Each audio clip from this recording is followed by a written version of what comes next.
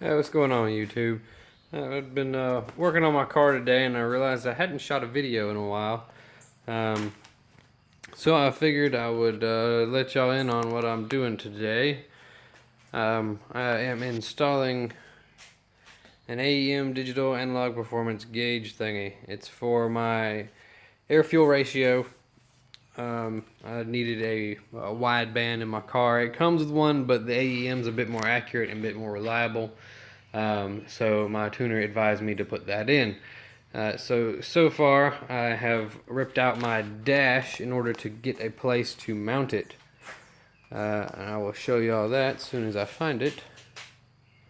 I don't know. Oh, I've got to set it over here. This. And this is where my factory stereo, or not factory, but the aftermarket stereo went. And I had a little cubby hole down there. So I cut a big chunk out with my, what is that, Dremel tool. And then fiberglass, Bondo fiberglass, put it in there.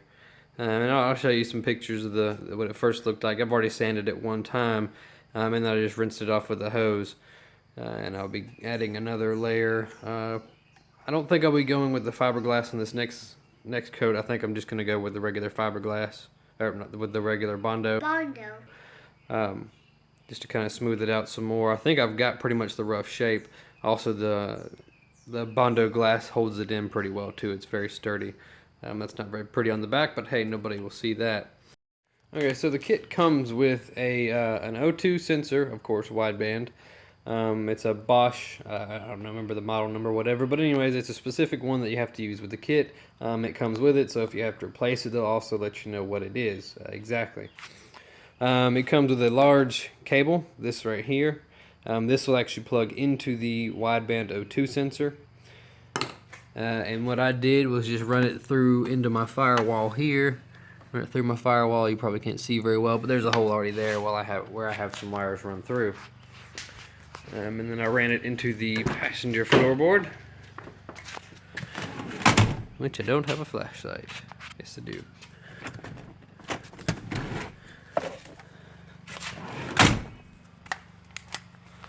Okay. So yeah, I just ran it in here, and you put it through that little hole that I showed you in the engine bay, and it comes right out from up under there. Of course, you got to pull back the carpet a bit, but you can't see. There we go. Pull back the carpet, and then follow that. That's my ECU, and that black cable right there is actually the one for the wideband. Okay, so like the wire I showed you the engine bay, the wire I showed you in the engine bay, it runs in through that hole, and this is that black cable, that is it, and it runs up there. It's going to run into here, and I'm going to have my little gauge pod sticking right there. It's got the little air fuel ratio and all that fun stuff. And here is the gauge. There's a couple different faces that come with it, so you have some different options. And there'll be just some lights that light up around here to obviously indicate your air fuel ratio. And it has colors that go with it. I believe it's like yellow and orange and red and green, I think obviously is the ratio you want to be in. And somewhere on the back, that little hole, you'll actually change it to set up what mode it's in and everything. So you see, if I can get it to stop glaring off that plug, there we go. So the one on the left is actually where you plug in the O2 sensor. And the one on the right is where you will power the gauge, and is also the outputs. So it's got a little cable that comes with that as well, of course. It has a black wire that you have to run to ground, and it has a red wire that you have to have a 12-volt power source to. And that will, of course, power the gauge. And then also on that little 4-prong plug there, 2 wires will run off. One is a 0.5 volt output, and one is it's a different kind of output, basically. So you can put it into your ECU, which is the main reason I bought this. I don't really give a shit about the gauge, but since it's there, I might as well, have it displaying anyways. But I have to plug it into my ECU. I've looked it up, and I will have to use it's pin E15. So plug E, this is plug E, and then pin 15 is somewhere in the middle. I have a diagram that I'm going to use to figure out exactly which one, I'll cut the wire and then splice it in. Here is the outputs from the wideband. I have to figure out which one of those two it is that I need, because you only need one. It's either the 0.5 volt output or the or whatever the other option was. And I got to see which one I need to use as my input. Okay, so the first thing, or the next thing I have to do is my favorite part of any modification to my car is you have to jack it up and put jack stands under it. Earlier today I had my muffler shop install an O2 sensor bung, and I installed my O2 sensor. And so now I just got to hook it up. I have it zip tied up under there so it doesn't rattle around. So I got to connect it, and of course make it look a bit prettier, how they connect it to this, because this is the wire that runs into the vehicle. So I just got to connect them up, hide them somewhere nice, make sure they're not touching anything they're not supposed to. Yep, so I'll get under the car. Alright, taking you guys with me into the car. And as you can see, I just washed the car, and of course, freaking river flowing through my driveway now. Let's see if I can get a shot. There it is. That's the new O2 sensor. And there's my old O2 sensor. I don't have it wired up yet, and the car will not drive without it. Well, not very happily, at least. So I just go ahead and left it in there. They recommended installing it at an angle, which you probably can't see from this weird ass angle under my car, but nonetheless it is at an angle, so that it doesn't, like, condensation or nothing builds up in the tip of the O2 sensor. So I'm just going to take the wire and zip tie it to some crap all the way up to the top till I can connect it to the other plug up there. Alright, well, I zip tied it, pulled it up, and connected the two wires right there at that plug, zip tied it to stay still. I'm going to clip off the extra on the zip tie, and then we're done on the outside. Just got to get it back in the inside and wire the gauge and everything up. Okay, so I've got the wires here. As you see, it's a giant mess. But nonetheless, let's see. This is the one that actually gives the gauge its power and everything. Of course, red is power and black is ground.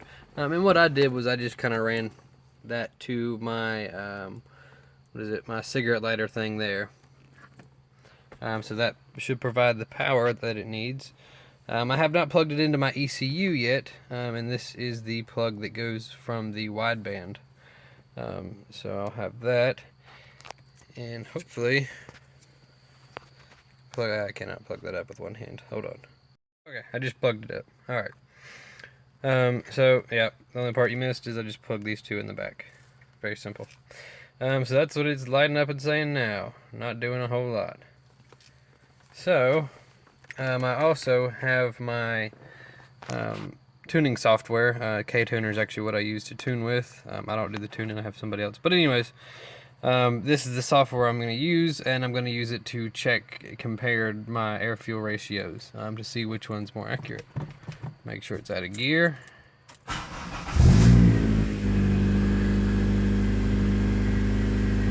Alright, so this one's immediately telling me what the air-fuel is. This one, I believe, has to heat up first. The OEM one normally has to heat up first to work properly.